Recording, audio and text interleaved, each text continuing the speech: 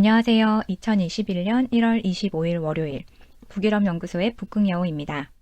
지난밤 스웨덴에 무슨 일이 있었나? 4주차 소식입니다. 주말엔 오랜만에 그것은 알기 싫다의 나들이를 다녀왔는데 들으셨는지 모르겠습니다. 중간에 기업의 비전에 대해서 이야기가 잠깐 있었는데요. 전 이렇게 궁금한 걸 연구하고 공유하고 생각할 거리를 던지고 또 다른 사람들의 의견을 들으면서 그러다 보면 뭔가 실마리를 찾을 수 있지 않을까 생각합니다. 불만의 겨울이라는 말 들어본 적 있으신가요?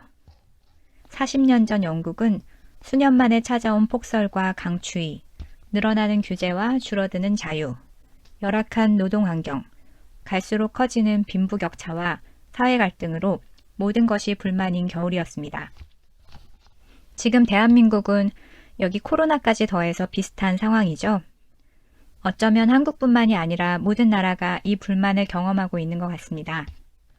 그런데 40년 전 영국에서는 현상을 보는 정부와 대중의 의견이 달랐습니다. 총리였던 제임스 켈러해는 기자회견에서 현재 상황이 위기라고 보느냐는 질문에 위기? 무슨 위기? 라고 반응했고 영국의 대표적인 대중지 더 선은 사설을 통해서 셰익스피어의 희곡 리차드 3세의 첫 구절인 지금은 불만의 겨울이다. 이렇게 총리의 발언에 답했습니다. 당시 영국은 민간 공공 할 것 없이 파업이 번지고 곳곳에서 시위가 이어져 나라 전체가 멈추기 직전이었습니다. 비상상황 선포를 대비해서 군대가 대기하고 있었을 정도라고 합니다. 인플레이션을 걱정한 정부가 물가 안정을 내세워서 임금 인상에 제동을 걸었던 것이 결정타였습니다. 당시 집권당이었던 노동당 정부가 임금 인상을 막자 전통적인 지지층까지 실망을 해서 등을 돌렸습니다. 보수당은 그 틈을 타서 공격에 나섰습니다. 마거릿 대처는 노동당이 과도한 복지로 나라를 망치고 있다고 영국병을 고치겠다 이렇게 외치며 집권했습니다. 1978년에서 1979년의 불만의 겨울, 이때를 기점으로 노동당 시대의 종말을 고하기도 하고 신자유주의의 시작을 선언하기도 합니다. 지금 대한민국도 불만의 겨울이죠. 하지만 40여 년 전 영국과는 상황이 좀 다릅니다. 나라로 보면 전 세계가 불황인 상황에서 그나마 대한민국은 선방을 하고 있고 또 개인으로 보아도 상황이 다 같진 않습니다.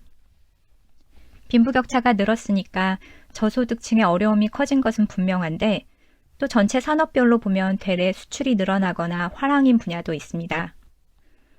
어디는 무급휴직을 한다는데 또 누구누구는 주식으로 고수익을 냈다고 합니다. 길을 걷다 보면 텅텅 비어있는 식당, 가게, 휑한 유리벽에 붙어있는 임대 공고가 을씨년스러운데 고급차와 명품 매장은 전례 없이 붐빈다는 소식도 들립니다. 명함이 공존하지만 속한 위치에 따라서 위기? 무슨 위기? 이 정도면 잘하고 있는데 라고 말할지도 모르겠습니다. 각자 체감하는 정도는 다를 테지만 더 큰 위기가 오고 있다는 신호를 느끼지 못하는 분은 없을 겁니다. 대한민국의 정부 부채 비율은 여타 선진국과 비교해도 가장 낮지만 가계부채 비율은 세계에서 가장 높습니다. 비정상적인 부동산 시장 탓이 큽니다.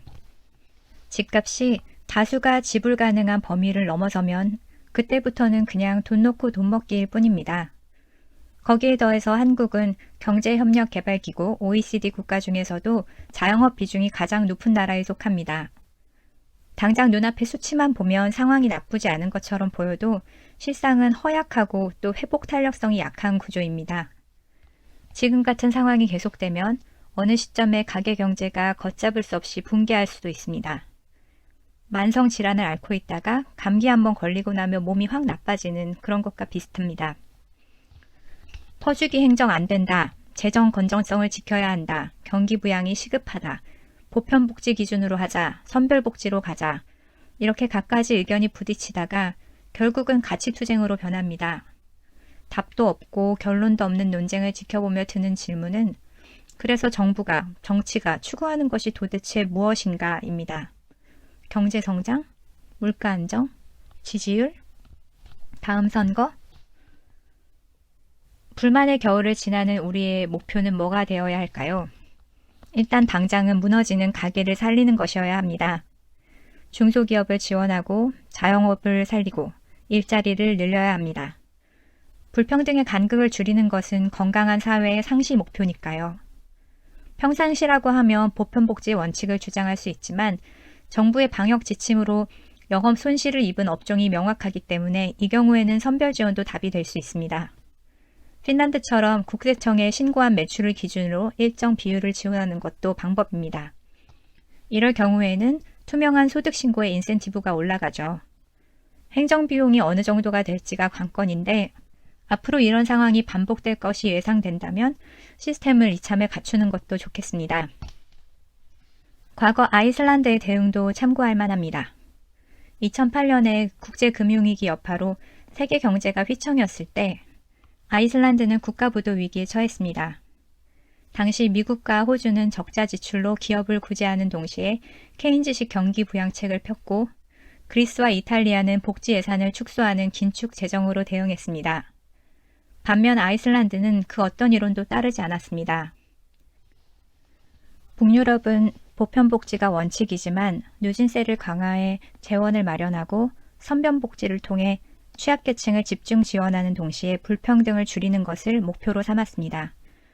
10년이 조금 더 지난 지금 아이슬란드는 북유럽에서도 가장 실업률과 불평등 지수가 낮은 나라로 꼽힙니다. 다만 선별 지원 정책을 펼 때는 대상자가 지원 대상자에 머무르지 않고 중산층으로 진입해 건강한 납세자가 되도록 사회적 이동성을 높이는 장치가 동시에 필요합니다.